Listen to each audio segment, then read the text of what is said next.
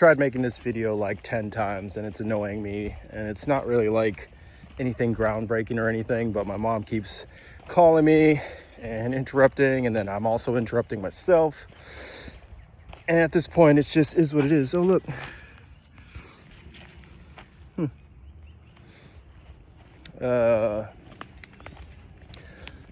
anyways, looks like they're bringing water back, releasing water from the locks and dams.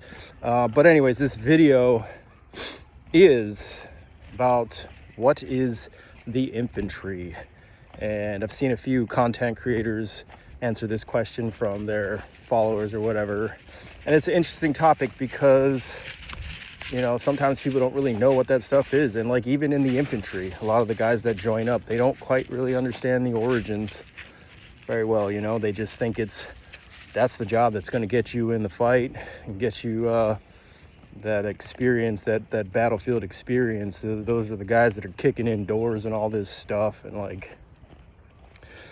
but yeah, so it is complex, you know, like everything in life, but the history of it too, which I'll admit, not a military historian, but in my experience, the infantry.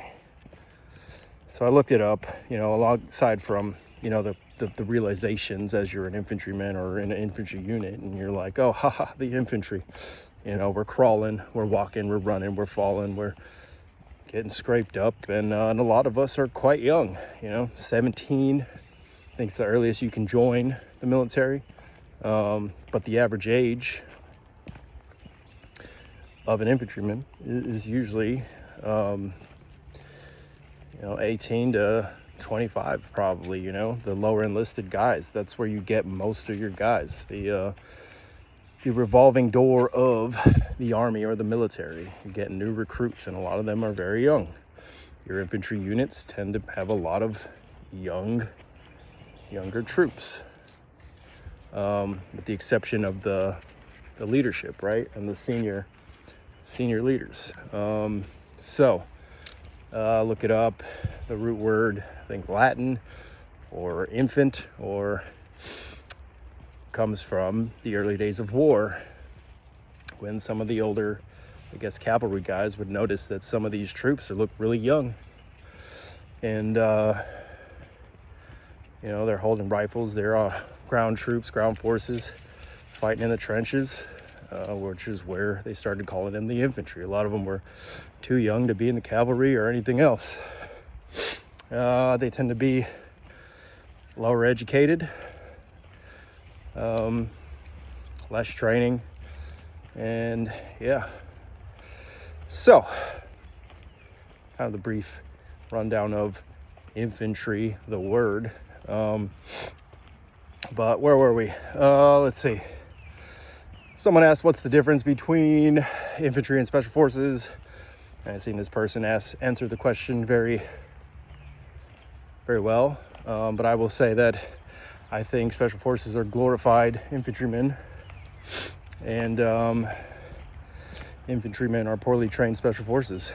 As an infantryman, I've done a lot of special operations stuff, and as a special operator, I've done a lot of infantry stuff. So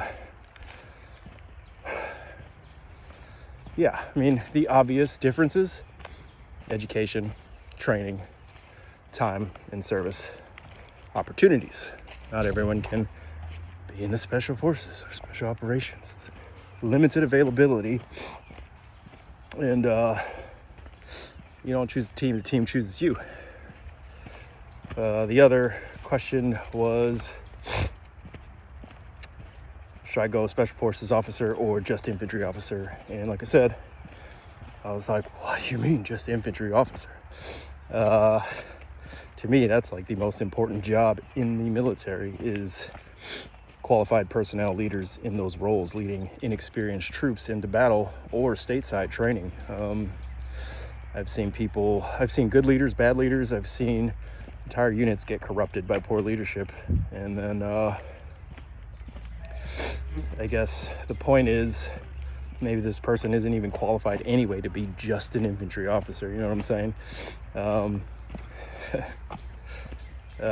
So long story short, yeah, it is what it is, and a lot of times you end up at needs of the army or military, and you end up where you end up. That's all I got to say about that.